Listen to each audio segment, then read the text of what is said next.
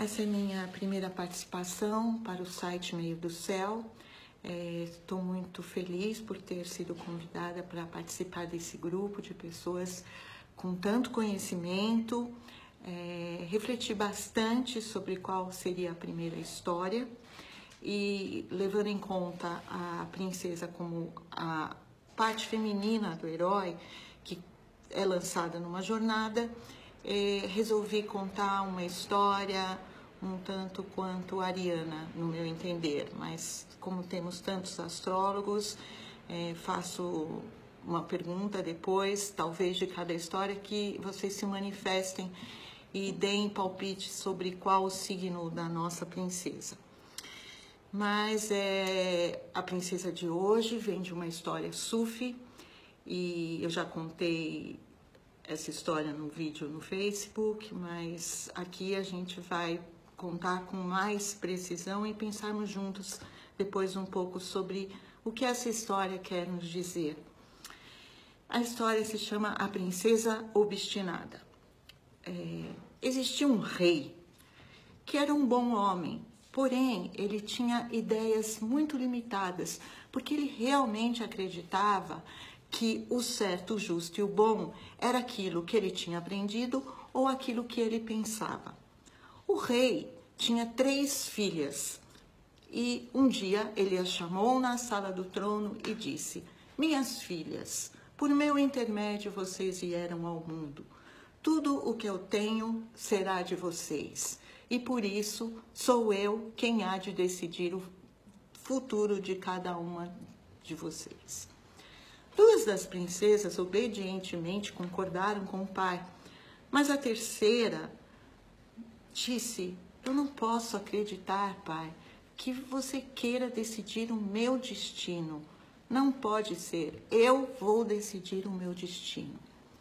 O rei ficou enfurecido com a atitude da princesa e no mesmo instante disse: você acha que você decide o seu destino? Pois então vamos ver. Chamou a guarda no mesmo momento que pegou a princesa, a levou para um calabouço na torre ao lado do castelo.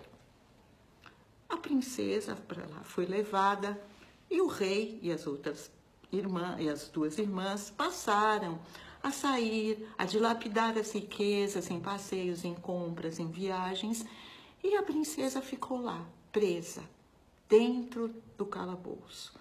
De tempos em tempos, o pai ia visitá-la para ver se ela tinha refletido e voltado à razão. E ele dizia a ela se ela já tinha refletido e percebido que ela estava presa por vontade dele, portanto, era ele que decidia o destino dela. E ela, calada, nada respondia. E, depois de tempos, as pessoas começaram a falar no reino. Dali, daqui, começaram a falar: o que será que fez a princesa para o rei mandar prender a semente viva do seu sangue? O rei, depois de um tempo, chegou até lá e disse à princesa: seu persistente desafio começa a me enfurecer. Podem pensar por aí pelo reino que você esteja certo e eu errado. Eu podia mandar matá-la nesse momento e a história acabaria aqui. E você saberia, sem dúvidas, de que sou eu quem decide o seu destino. Mas, como eu sou um rei magnânimo, eu vou apenas desterrá-la lá para os limites do nosso reino, lá naquele deserto onde nada acontece. Vá, lá você vai ver se quem manda não sou eu. No mesmo instante, a guarda pegou a princesa, a levou até os limites do reino e ela começou a andar por aquelas terras desertas. Ela começou a caminhar, chegou até um riacho de águas límpidas, de onde ela tirou água. Lá existiam árvores frutíferas e pela primeira vez ela comeu as frutas diretamente da árvore e não em bandejas de ouro ou de prata. Ela também achou uma caverna onde ela podia se esconder para dormir e uma sarça que ardia, da qual ela pegou fogo.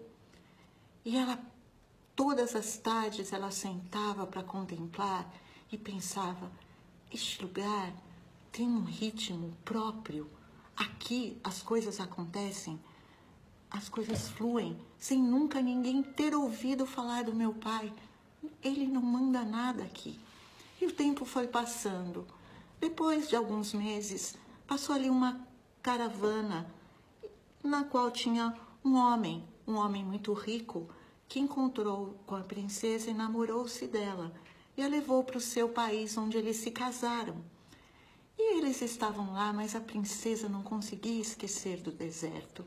E ela o convenceu a que ambos voltassem para lá e começassem a construir uma cidade. E assim os dois fizeram.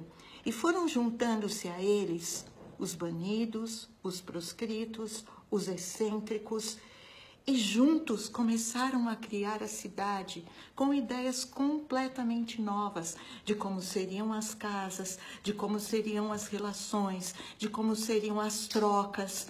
E a cidade começou a florescer.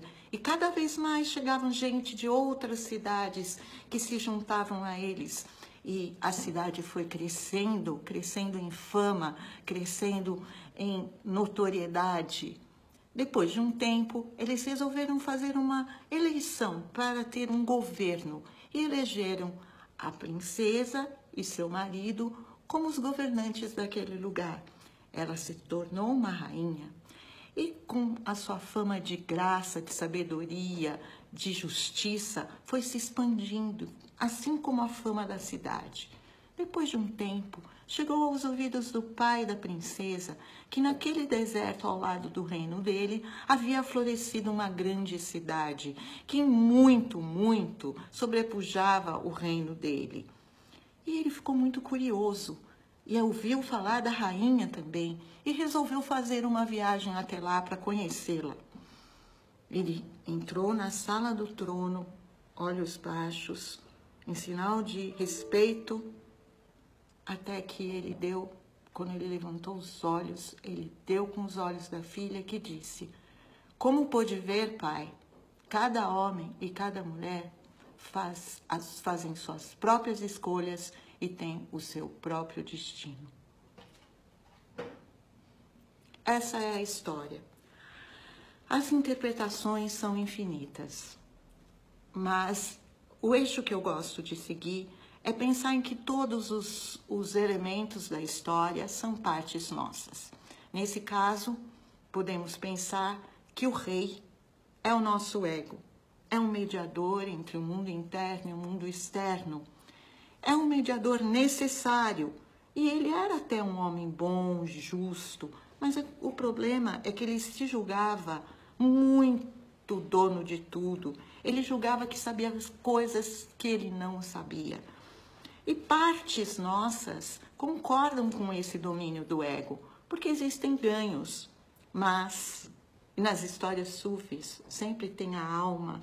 A alma não se submete, a alma não quer obedecer, nem que ninguém diga a ela qual é o seu destino, porque o destino dela é ser ela mesma, o destino dela é cumprir aquilo que ela veio fazer aqui. E o rei, tão poderoso, tão equivocado, contribui também, porque essa é outra coisa nas histórias, sempre o antagonista está a serviço do protagonista. Não existe isso de o inimigo, existe um antagonista que favorece o caminho do protagonista, mesmo que seja com desafios muito difíceis. E foi o que fez o rei. Prendeu a princesa e deu-lhe muito tempo de reflexão e de contemplação interna. Depois a enviou para um lugar onde ela pôde entrar em contato com os ritmos e os ciclos da natureza, que muito fortalecem a alma. Depois a princesa consegue o casamento do seu feminino com o masculino e juntos decidem construir o novo. E essa cidade floresce com tudo aquilo que é diferente. Todas as coisas que às vezes o ego exclui, elas vêm fazer parte para construir o novo. Porque se nós ficarmos no mesmo, nada acontece.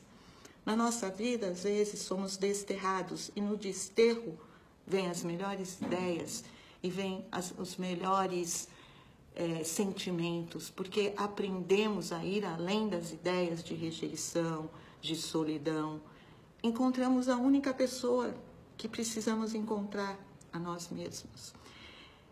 Essa história é uma história de uma profunda transformação, até que no final da história o ego percebe que o propósito daquela alma, que era construir o novo e que outras pessoas se beneficiassem, ele é obrigado a aquecer e dizer: a alma é superior a mim. Eu sou um mediador, mas a alma é superior a mim.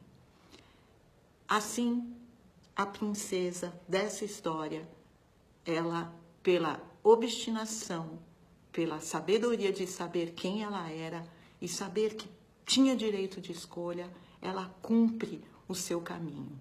Assim foi a história. Agora, quem tiver alguma outra interpretação, inclusive falar do signo solar da nossa princesa, eu agradeço. Muito obrigada, até a próxima.